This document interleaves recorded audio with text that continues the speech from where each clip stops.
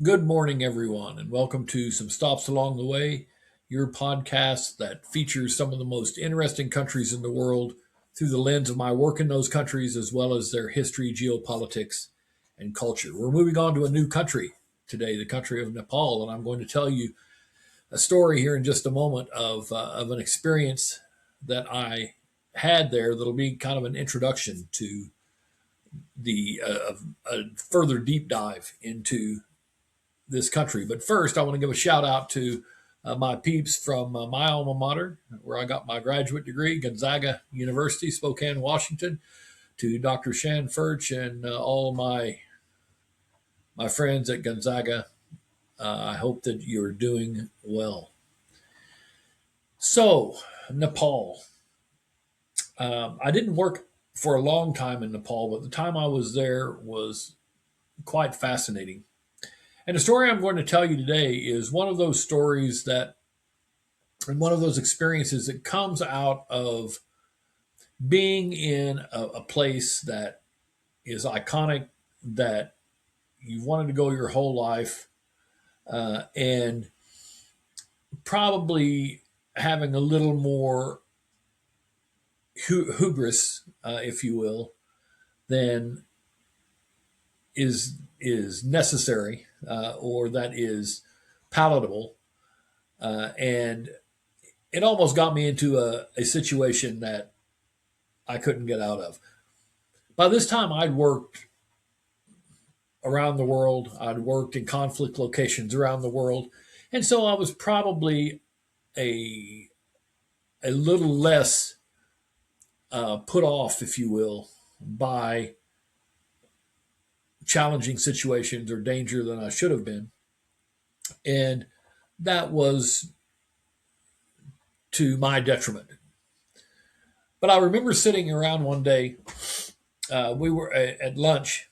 I'd come from my office to meet some friends, some other contractors, and a couple of Nepalese teammates for lunch at a local restaurant in Kathmandu, the capital of Nepal. And we were talking about different experiences that we had had, and of course the subject turned to Nepal. And several of the people sitting around the table said that they were going to do a trek to Everest Base Camp. Well, climbing Mount Everest was never a palatable for me. I'm not a mountain climber. I'm not trained for it. So that was never going to happen. But I was very much enamored with making this trek to base camp. And so I listened to the conversation over lunch. And after that, I went back to my office and I was talking to some of the local team. And they said, Mark, listen, a lot of people trek to base camp. It's about a 9 day or so trek, and it's arduous. It's tough. It's not something that you do on a whim. And I made the mistake then of talking to some of my expat friends who had a different view. Oh, we've done it before. It's not that arduous. If you take it slow, it's fine. The vistas are fantastic. You're going to love it. And so I made the decision to make this trek to base camp. And the day that we left to do this, we took a flight from Kathmandu to Lukla, which is a jumping off point for this trek. And we were going to spend the day in Lukla before starting off early the next morning for the trek, which would take us first to this town of Phakding and then to Namche, where we intended to overnight. So in Lukla, we found a guest house there and had a very nice time. Met a lot of the locals, enjoyed the culture in Lukla very much. and then set off the next morning for our first stop of Phuoc Dinh, which is about a 2.5 or 3 hour trek from Lukla. Now, you need to understand something here that Lukla is very high itself. It's about 2,860 meters or so. That's well over 10,000 feet. So even in Lukla, my breathing or my ability to catch my breath was not was noticeably different than it was in Kathmandu. By this time, I'd been through a situation in Afghanistan where I'd had a deviated septum, had sinus issues, and so I had on a normal day I had issues that sometimes created breathing problems, especially in uh, areas where there was uh, a lot of pollution, which there certainly was in Kathmandu, or in situations where the air was thin. So Lukla itself, I felt noticeably a heaviness in my chest, but we got ready to start off the next morning. We started the trek to the town of Phuoc Dinh. Um, by the time we got to Phuoc Dinh, I was not feeling well. I was uh, having breathing issues. I was very tired. I had a splitting headache. And even on the trek to Phuoc Dinh, I just kept feeling worse and worse as I went along.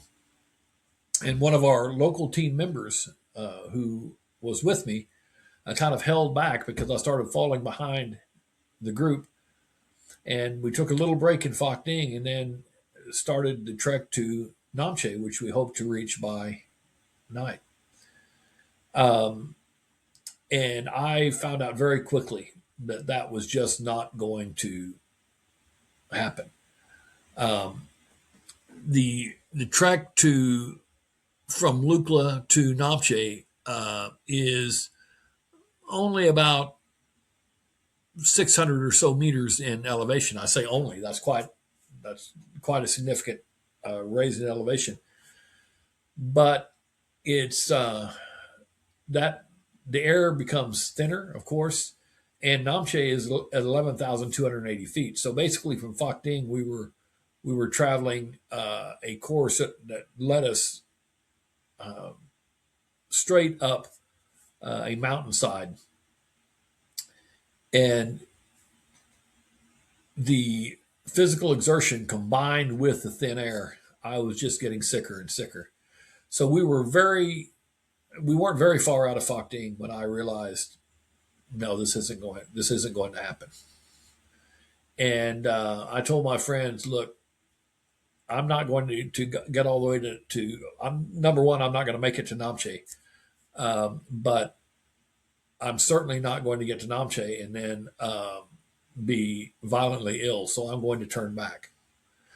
I found out later on that several of the group actually turned back in Namche, and only two of the original group made the trek onto base camp. But the local team members stayed with me. We turned around. We went back to Phuoc Dinh. I wanted to go to trek on back to Lukla and felt because it was a downhill slope that I could do that. And so we did power on and make it back to Lukla at just about dusk. And by that time, I was spent. I was very ill. Um, I was extremely worried at that period of time because of I kept getting sicker. I very naively thought that going down would make me feel better. but it did not. I continued to get ill. And by the time I got back to Lukla, or we got back to Lukla, it was almost dark, and I couldn't go any further. I was exhausted. My team member was very worried about me, and so uh, we found he took me to the home of one of his cousins, Miss Nan, and explained the situation. They immediately began to pump water into me, got me to eat just a little bit, and then I went straight to bed. And I will tell you that for about the next 3 days, I don't remember a whole lot. I was coming in and out of sleep. I remember Miss Nan coming in and bringing some food, some type of soup and vegetables, continuing to push water. But I remember very little about what happened over those next 3 days because I was violently ill. I was sick to my stomach. I could barely rise up off the bed, and I truly remember very little about what went on. Uh, Sometime on the fourth day, I woke up. I came to my senses somewhat. I have a recollection of what occurred that day, but I was still very weak. And Miss Nan was just a wonderful, wonderful lady. She would come in regularly and check on me, and sometimes just sit in the room and work on her crafts and just make sure that I was doing well. She would sing songs. She was just a very, very gracious lady who took me into her home and treated me like I was a member of her family. My colleague that had come back with me, my local colleague, had gone on back to Kathmandu, so our team knew that I was in pretty bad shape in Lukla. So one of the team members flew from Kathmandu to Lukla to check on me, and was and had the feeling was convinced that I was being well taken care of. So she went back to Kathmandu, and I told her I would catch a flight as soon as I was able. I ended up staying with Miss Nan for about 6 days, and before I was able to take the flight back to Kathmandu. And even then, I was very weak, and I went to the office, but my stamina was not good. I was still exhibiting a lot of headaches, and I realized that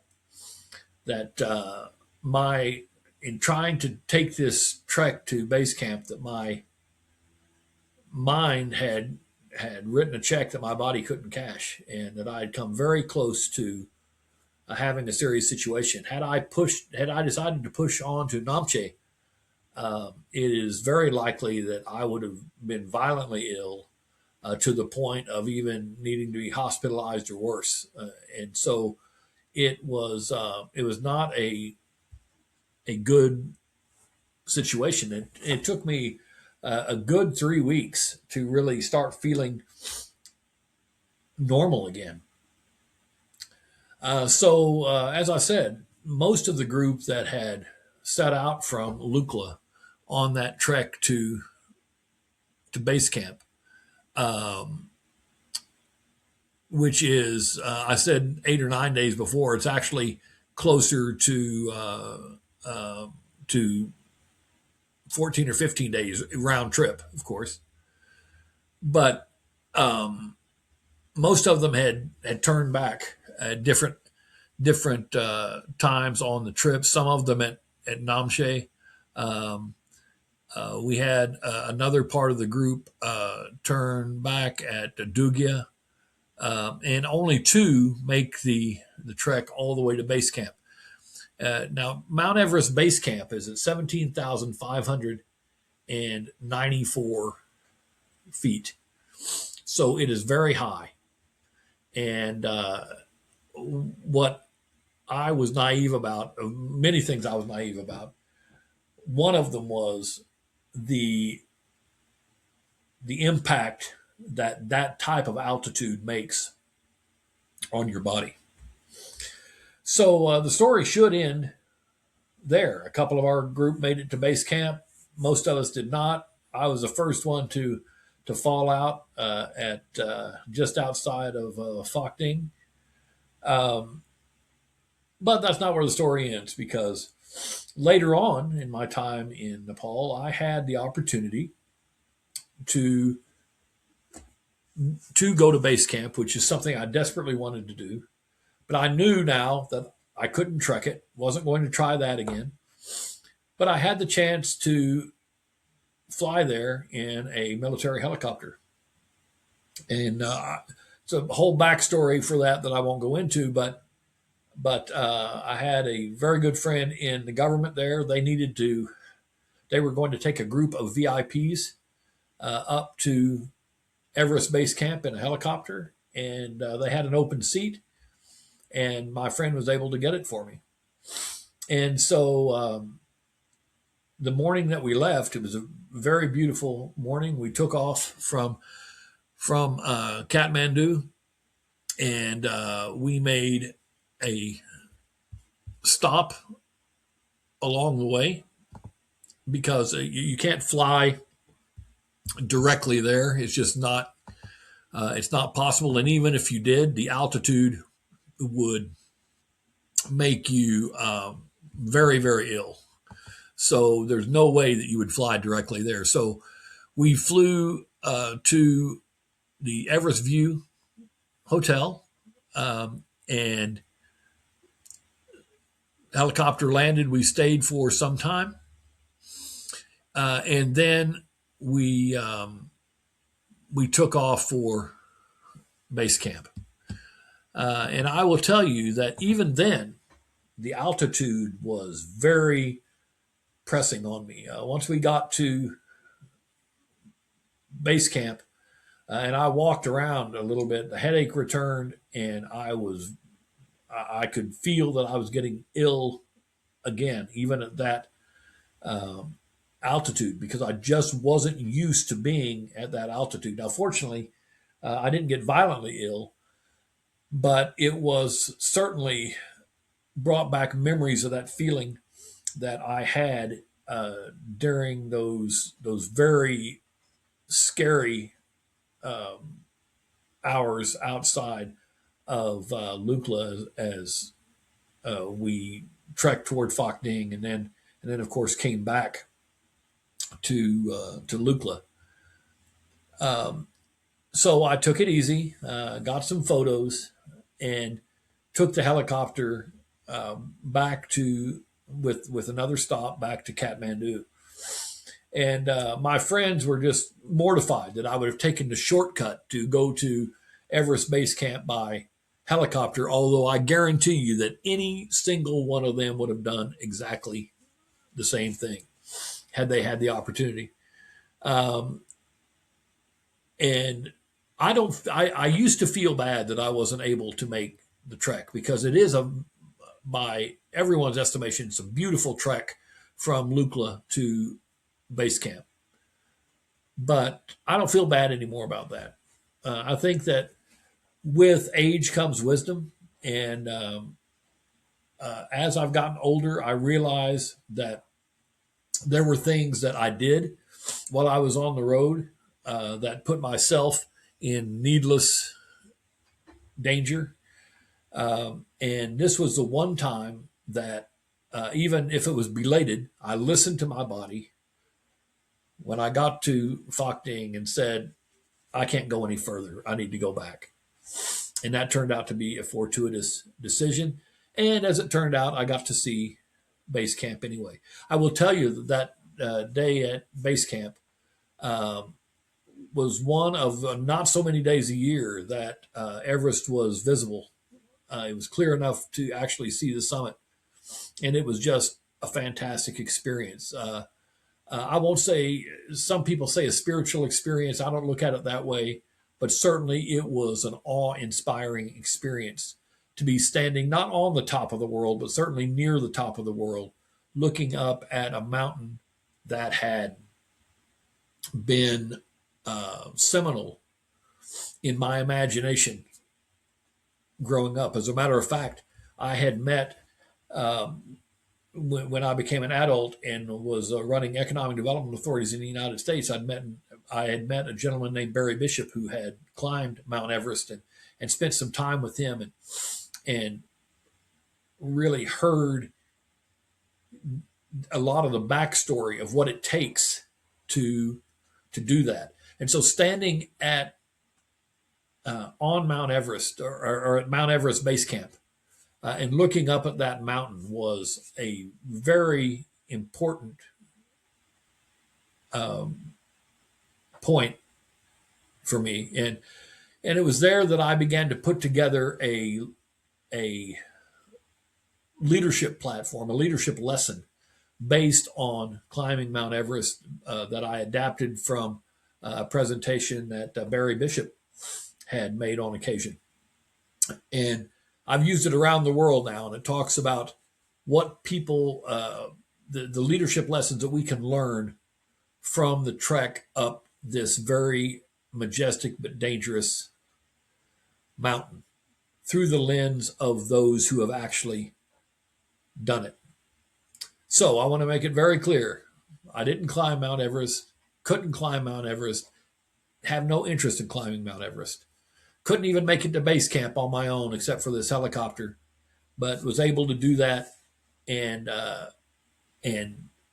at least have the experience of seeing Mount Everest in all its majesty just above me. And I remember thinking there as I was standing there at base camp, and this is kind of a funny thing to think about, I guess. But years before, I had met one of the Apollo 13 astronauts, spent quite a bit of time with him. He ran a company in a town where I was running the Economic Development Authority. His name's Fred Hayes, and he was part of Apollo 13. And Fred had talked quite a bit about what it was like to be on that spacecraft and to look out your window and see the moon and know that you were so close, but you were never going to be able, at least on that trip, and he never returned to walk on the moon, that you were never going to be able to walk on the moon. And it was there, it was right outside of your window. And your one opportunity to do that was not going to matriculate. And I had that same feeling as I stood at base camp looking up at Mount Everest, even though I don't have the technical expertise or stamina to climb Mount Everest. It was like, here I am looking up at this iconic mountain, and I will never have the euphoria of standing on the summit of Mount Everest. It's so close and yet so far away. At base camp, we were at about 50,000, I'm sorry, 5,364 meters, about 17,500 feet. Mount Everest is at 8,844 meters. So it is well above 25,000 feet. I knew I was never going to stand as some have on Mount Everest. And so base camp was my Mount Everest moment. Base camp was that moment when I was as close as I was ever going to get. And I had reconciled myself to that. You know, in some ways, this experience of starting the trek to base camp and then becoming ill and not being able to go. And then later on, taking that helicopter and standing there at base camp, looking up at Mount Everest, was an, metaphorical for my time in Nepal.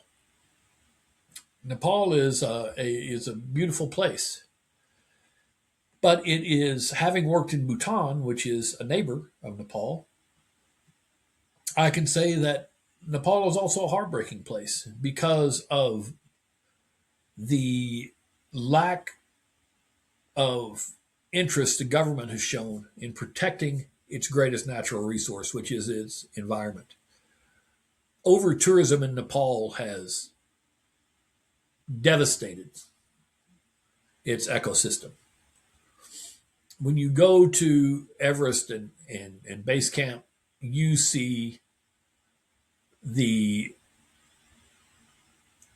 the markings, if you will, of this over tourism, where they have sold their souls for the money that is generated by climbers who want to climb Mount Everest. Now, we need to understand that this is a poor country, and this revenue is extremely important to them. It's extremely important to the Sherpas who guide these trips, because this is the way they send their children to school. This is the way they make their livelihood. So I'm not denigrating that. But the over tourism in Nepal has damaged the country. And then later on, after had left there, there was a devastating earthquake that destroyed a significant portions of Kathmandu and created havoc in the country. It's a devastating reality that Nepal is this pristine environment that has really not been respected by the government, and therefore has turned into something. It's the mountain version of Machu Picchu, uh, or the Taj Mahal in India. It's become this pilgrimage. It's become this over touristed destination for those who, some of whom don't even want to climb Mount Everest, but want to have the experience I did of even going to base camp, and they're looky loos. And I was one of them. I was working there at the time, and I was one of them. So I'm speaking to myself as well.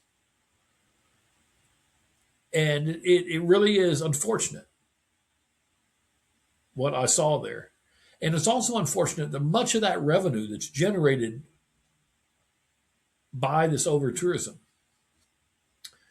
doesn't trickle down to the people. Nepal is still a desperately poor country and has significant infrastructure problems, significant challenges in their governmental structure and their overall governance of their country. And in many ways, it was a maddening place to work because it was always two steps forward, one step back. Now, if you're going two steps forward, one step back, you are making progress. That's true. But you're not making the kind of progress that you hope to make in order to really increase the livelihoods of the people that you want to impact. And the Nepalese that I met there were almost resigned to this fact because they'd been through this many times before. They'd been through all the donor assistance programs and whether they were economic growth or governance or education, they'd been through them. And to them, a continuation of these programs was a good thing because it continued to bring in foreign money. But my belief always was, every place I ever worked around the world, was that if we do something, we should do it to the degree that it never has to be done again. And I told my team there on the first day of that project Even though it was a shorter term project for me, it was not a long term engagement. I said, the work that we're going to do while I'm here, I want to make sure we do it well enough that we never have to do it again. And I remember one of the young ladies on the team saying, well, but then what will we do? What's the next step for us as far as employment if we don't have to do this again? And this was really the attitude that permeated a lot of the local discussions that I had in Nepal, because they had become, uh, maybe entitled is the wrong word, but they had become dependent. I think that's a better word, dependent on the aid that was flowing to the country. And they'd become dependent on this tourism revenue that was constantly flowing into the country. And everything's about priorities. And their priority was the revenue over the environment. In Bhutan, it was the opposite. The king of Bhutan was very adamant that they would not become Nepal, that they would control tourism, that they would highlight their natural asset, but they would not exploit it. Mount Everest has been one of the most exploited tourism destinations in the world. And I've had arguments with a lot of climbers, with a lot of tourists that have come to Nepal about this issue. But I think exploitation is exactly the right term to depict what has happened to the country of Nepal relative to tourism. So while we achieved our project there, achieved great results, I won't say that it never had to be done again, but certainly we moved the needle forward to the degree where the government and the international donor community could focus on other areas outside of what we had done, because we had really addressed the issues, the economic issues and educational issues that we have been asked to address. And I'm very proud of that. I'm especially proud of it there because it was such a challenging environment to work in. And I want to tell you, this one young lady who had asked me that question on the first day of our project, on the last day, just before I left Nepal, she came into my office and said, "Now I know what you mean. I understand what you mean. I'm proud of the work that we did." And she had another engagement that she was going to on another project within a few days after that. But she said, "I'm glad that we don't have to do this again. I'm proud of everything that we did here, and I consider it to be one of the best things that I've done so far in my career." And it was so great to hear that, because she was, as most of the Nepalese were, a great skeptic in the beginning. So as I look back on my time in Nepal, I look back at it with fondness, with wonder, and with a little bit of frustration as well, but more than a little bit of satisfaction, because I am proud of the work that we did there. And I lost touch with Miss Nan. Unfortunately, she doesn't use technology, so it's a little hard to get in touch with her. But I get messages to her through her family, and I wish her the best. And am so glad that in a time that I really needed help, that she was there and so gracious to help me. Wouldn't take money for it. Uh, in fact, it would have offended her to be even offered money for it. So I will always have those memories with me, and it's one of the greatest things about the work that I've done around the world. And I think anybody in this business will say the same thing. You can think back on the people and the activities and the experiences that you've had, and collectively smile because of the great opportunity that you had, that we all had in this business, to make an impact on others, but also to enrich our own lives and experience. So that's a little bit about Nepal. I'll tell you a little bit more about the country in the next episode, its history and its culture, etc. But I wanted to start there. And I hope you've enjoyed some stops along the way today. And we will see you next time with a bigger deep dive into Nepal. See you then.